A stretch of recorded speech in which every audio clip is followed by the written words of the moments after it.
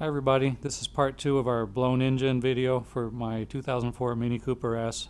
As I described in the earlier video, the engine blew on the track. It looks like a valve broke off inside cylinder number 1 and was knocking around and made a giant mess. I was watching my video and it looks like I was basically at red line, and then I shifted. The car did not go above red line, but the problem happened right as I was taking load off the motor and shifting to the next gear. I think probably what happened is when the load came off the motor, something caused it to have an early detonation. It was probably running lean to begin with. The forces involved caused one of the valves to hit the piston. So I came back from my business trip and I'm still kind of trying to figure out what caused the initial problem. I was looking at the plugs that I put in as well. This is a Brisk silver plug instead of the usual 4-electrode Brisk premium plug that I had in before. There may be something about the plug design that causes it to run a little bit hotter, but I also noticed that the electrode gap was way too close. In some conditions, a narrow gap can cause higher exhaust gas temperatures, which can lead to pre-detonation. This may be a large part of the cause here.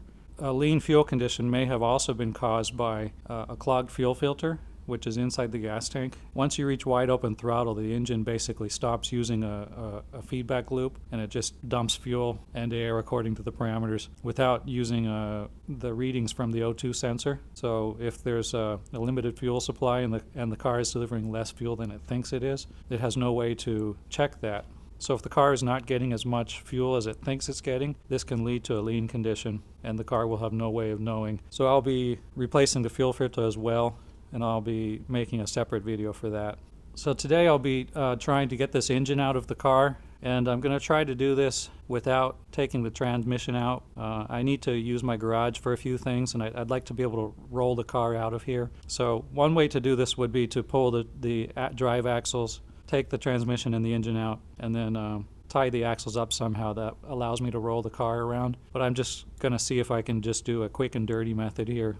Get the engine out while leaving the transmission in place. And then later, when the engine is done being built, I'll just go ahead and take the transmission out, mate them up outside the car, and then put them back into the car as a single drivetrain assembly. So in the previous video I took off the oil pan and the cylinder head so I could diagnose the damage and start getting some parts ordered up. So my plan is to leave the transmission mount on the left hand side of the car attached, and I'll support the transmission from underneath. Then I'll bring my cherry picker over here and attach it to the engine, and I'll pick it on out of here. And I think there's enough room to slide it on out of here. And if not, I can just change my method and just pull the drive axles and take everything on out. But we'll see what happens. Either way, eventually I'm going to have to take out the transmission anyway to put everything back into the car. But I'd just like to be able to keep the subframe and the axles intact for now, so it's easier to move the car around. Alright, so first thing I'll need to do is take off the radiator. And there's still some water in the block, so I'll pull this lower radiator hose and finish draining the last bits of water out of here.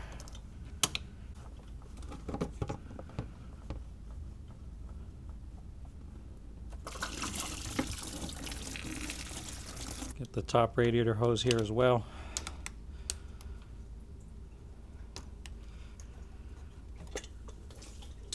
Pull the wiring through.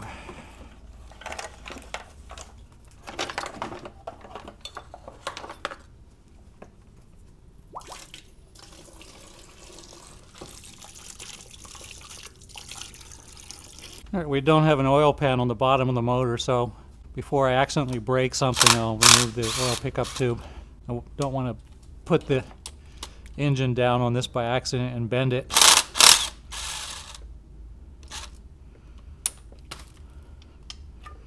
Now I'll work on the front of the motor here. Since we're going to be sending this out to the machine shop anyway, I'll just remove everything that's attached.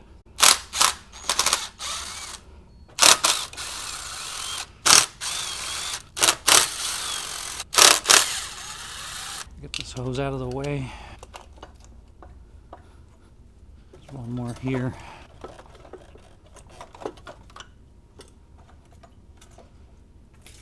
All right, we'll get this stuff out of here. There's a vacuum line going into the throttle body. An electrical line as well.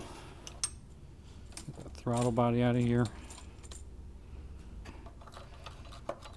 There's a couple of lines going to this intake plastic bit. I think what I'll do is I'll disconnect it back here instead of disconnecting these ones, just because I don't like them. So you can actually squeeze here. This one goes to the brake booster, and you can separate the line, and then looks like I can probably just pull the whole thing out of here.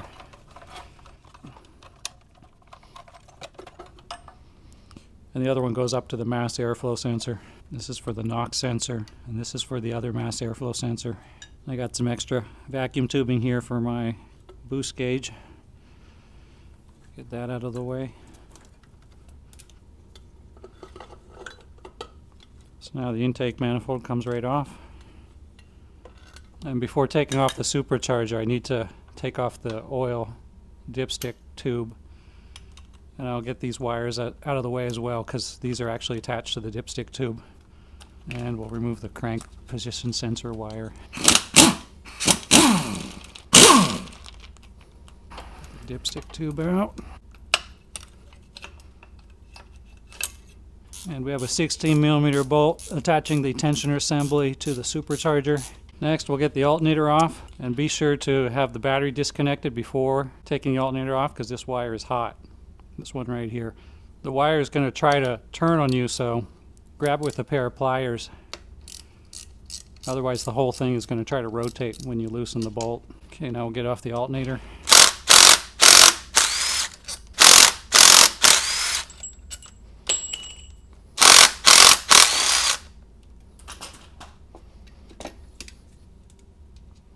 Hey, I found the tool that I lost about 2 years ago. Cool. Alright, next is supercharger.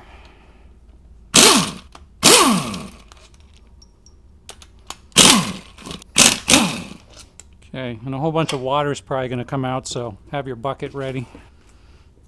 Just wiggle it on out of there.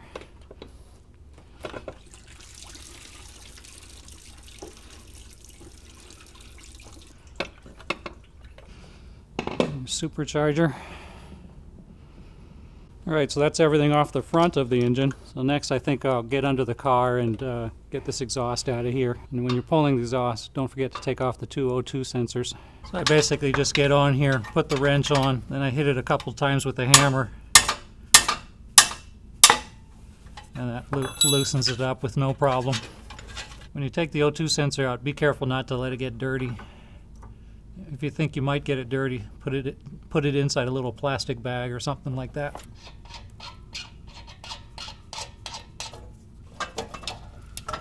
Okay, that's out. We'll just pull the exhaust out through the top here. Now we have pretty clear access to the back here, so we can take the starter motor out. First we'll get this heat shield out of the way.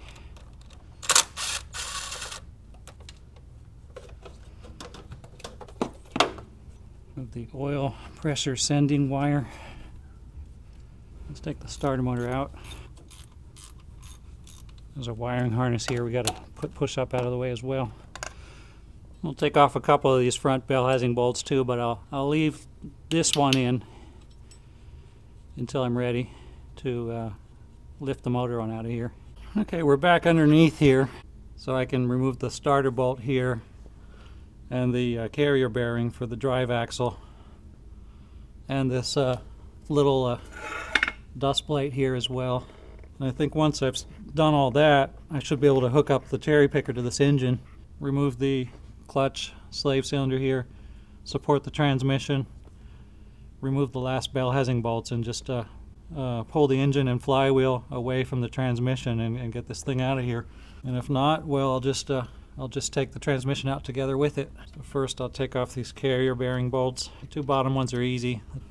The top one I use a socket with an extension on it. And there's just enough room to go in between the subframe and the carrier bearing. And then next I'll work on the starter motor bolt here. So the axle's in the way, which is going to make it hard to get the range of motion I need to efficiently loosen this bolt up. I'll be able to get it out. It'll just be a little time consuming. And I'll use a wobble extension to give me a little more range of motion. Unfortunately, there's not enough room in here to get my impact gun on this, or else it would come right off. There it goes. The wobble extension really helps here. Alright, that's out. Next we'll remove this dust plate. One bolt on the bottom and another one on the top.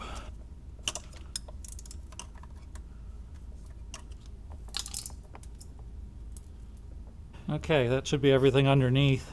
There's no bell housing bolts on the back here. Next I'll loosen the clutch slave cylinder. Next I'll get this octopus out of the way.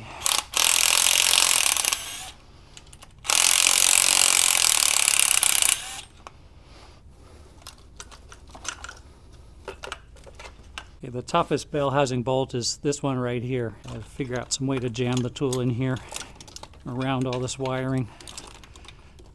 There we go.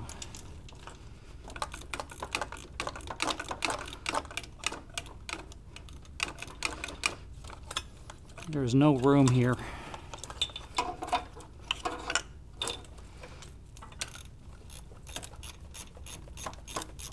Okay, so the whole thing is being held in now by this mount over here and these two bell housing bolts. So I'll go get the cherry picker and get this thing ready to pull it on out of here. And hopefully we have enough clearance to do so, but we'll see. And to save garage space, I've rigged up this ceiling mounted storage for the cherry picker. I'm using a winch, ATV winch from Harbor Freight. You can get these on sale for under $80. It connects up to a small 12-volt lawnmower battery. And I've got a safety chain up there. I'll go disconnect the chain and lower the winch.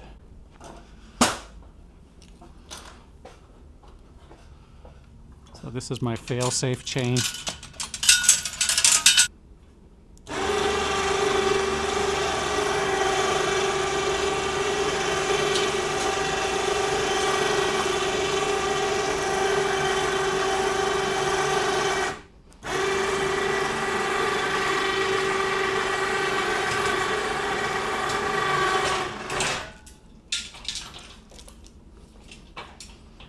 Works like a charm. You don't got garage space? Make garage space. So I'll grab an old head bolt here.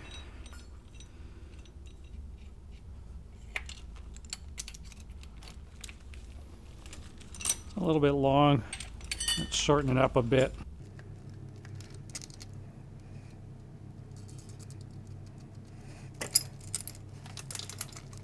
That'll work.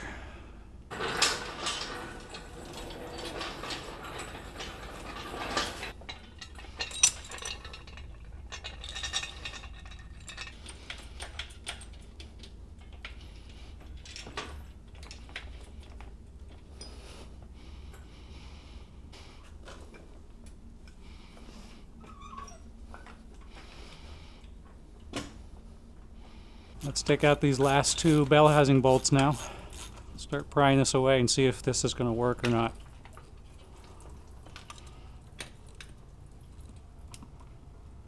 Looks like I need to make the transmission go up a little bit somehow.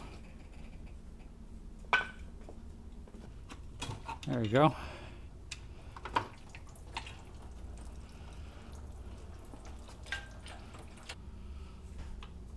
Looks like the tensioner's in the way. I'll have to take that off.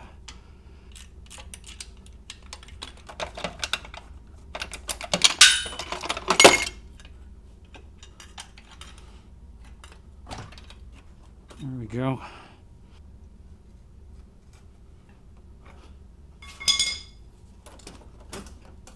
See if we can lower it a little bit. There we go.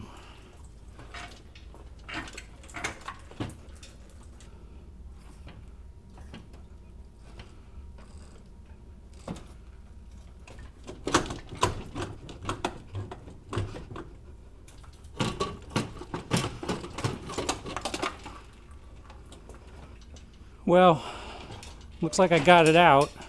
I wouldn't say that's the easiest way. So it looks like I've proven you can get the engine out without removing the transmission, but you're definitely not gonna be able to put the engine back in using this method.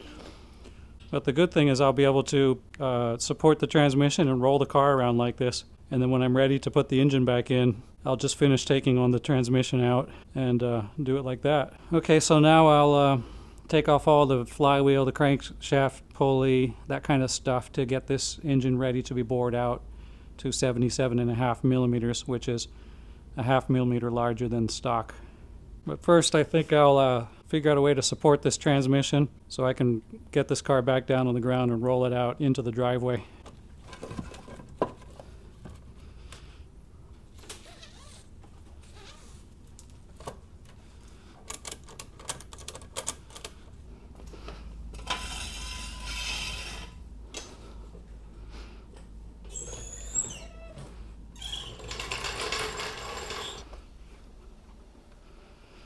Alright, so that's all for today. I got the Mini out of the garage.